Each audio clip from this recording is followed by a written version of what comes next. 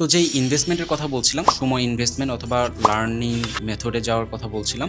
এখন যদি আপনার কাছে ধরেন ৳৫,০০০ বা ৳১০,০০০ থাকে, আপনি কি বিজনেসে নামবেন কিনা বা আপনি এখানে বিজনেস করবেন কিনা, ট্রাই করবেন কিনা? হ্যাঁ, অফকোর্স আপনার ট্রাই করা উচিত। তার আগে আপনি আগে যাচাই-বাছাই করে নিবেন যে আমি এই ৳৫,০০০ কোথায় খরচ করব, কিভাবে খরচ করব বা ৳১০,০০০ কোথায় কিভাবে খরচ করব, কত টাকা প্রোডাক্টে খরচ করব, কত টাকা মার্কেটিং এ খরচ করব। বাট মার্কেটিং এ আমার এই রিটার্ন অন ইনভেস্টমেন্টটা অর্থাৎ রিটার্ন অন অ্যাড স্পেন্ডটাও যেটা আমি করব সেটাও আমার আসবে কিনা। সো এই সবকিছু আপনাকে চিন্তা করতে হবে। এগুলো যাচাই-বাছাই করার পরে আপনি সেই ইনভেস্টমেন্টটা অনলাইনে বা পেজের থ্রুতে হোক বা প্রোডাক্ট হোক, সার্ভিস হোক সেখানে করবেন। তার আগে আপনি শুধু ইনভেস্ট করে প্রোডাক্ট এখানে স্টক করে পরবর্তীতে আমাদের কাছে বা এজেন্সির কাছে অথবা যেকোনো পার্সনের কাছে হেল্প নিতে চাইবেন যে ভাইয়া আমি এই প্রোডাক্টটা সেল করতে চাই, আমি এত টাকার প্রোডাক্ট ইনভেস্ট করে ফেলছি, এখন আমার এটা সেলটা করতে হবে। শুরুতেই এই জিনিসটা রং, এটা ভুল মেথড।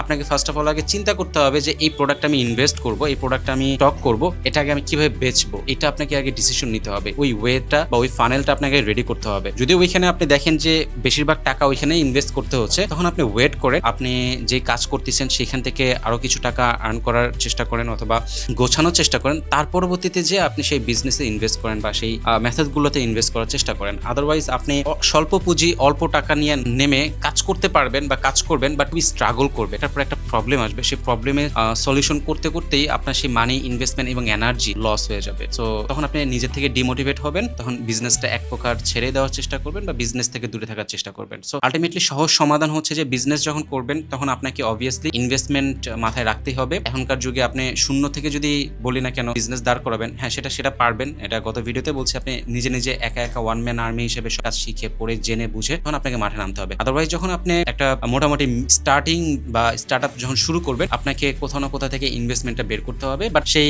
ইনভেস্টমেন্টটা ডেফিনেটলি আপনি কোনো জব, কোনো চাকরি অথবা কোনো পার্ট টাইম কাজ করে আপনাকে আর্ন করতে হবে। সো আপনাকে কেউ হয়তোবা লোন বা ঋণ দিবে না। সো ওইটা নিয়ে আপনি আলটিমেটলি বিজনেস করতে পারেন, বাট সেটা আরেকটা রিস্কের বিষয়। ওইটাতে যায়েন না, ওইটা যাওয়ার দরকারই নাই।